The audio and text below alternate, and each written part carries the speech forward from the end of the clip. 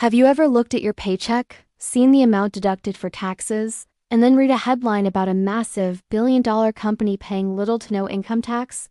It feels unfair, right? How do they do it? Is it even legal?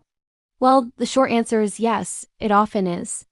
Today, we're diving deep into the playbook these corporate giants use to legally minimize their tax bills.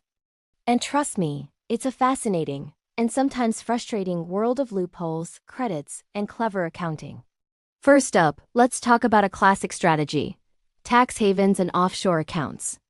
Imagine a company makes $1 billion in profit right here. Instead of paying the US corporate tax rate on that, they might have a subsidiary in a country with a super low, or even 0% tax rate, like Bermuda or the Cayman Islands.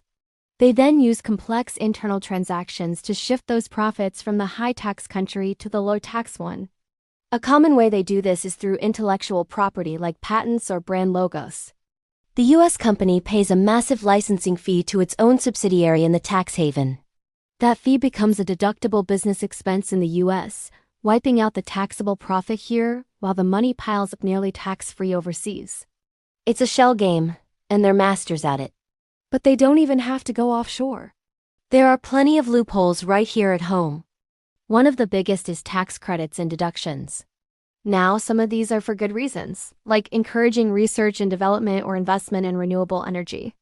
Companies get a dollar-for-dollar reduction in their tax bill for spending on these activities. But the rules can be so broad that companies find creative ways to qualify.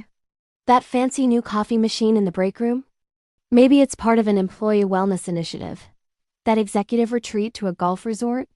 It's a strategic planning session. They hire armies of accountants and lawyers to scour the thousands of pages of tax code for every possible deduction, turning their expenses into tax savings. Another powerful tool is something called depreciation. When a company buys a big asset, like a factory or a fleet of trucks, they don't just deduct the cost all at once. The government lets them deduct a portion of the cost each year as the asset gets older and loses value. But here's the trick: accelerated depreciation. This lets companies take much bigger deductions in the first few years after buying an asset. This can slash their taxable income so much that it looks like they're not making a profit at all, even when they're swimming in cash. They might pay very little tax now and then pay more later, but $1 today is worth more than $1 tomorrow, especially when you can invest it. Then there's the use of stock options for executive pay. When a company gives its top execs options to buy stock at a set price, it's a form of compensation. When those execs exercise their options and make a huge profit, the company gets a massive tax deduction for the difference between the stock's market value and the price the exec paid. In some cases, this deduction can be so large it wipes out the company's entire tax liability for the year. So, the company gets a tax break for making its richest employees even richer. It's a win-win for them, but not so much for the public treasury. So, is this system broken? Well, it's complicated. These companies aren't breaking the law. They're just using the laws that have been written, often with their own influence through lobbying. It's a complex web of global finance and domestic policy that creates these outcomes. Understanding how it works is the first step. What do you think?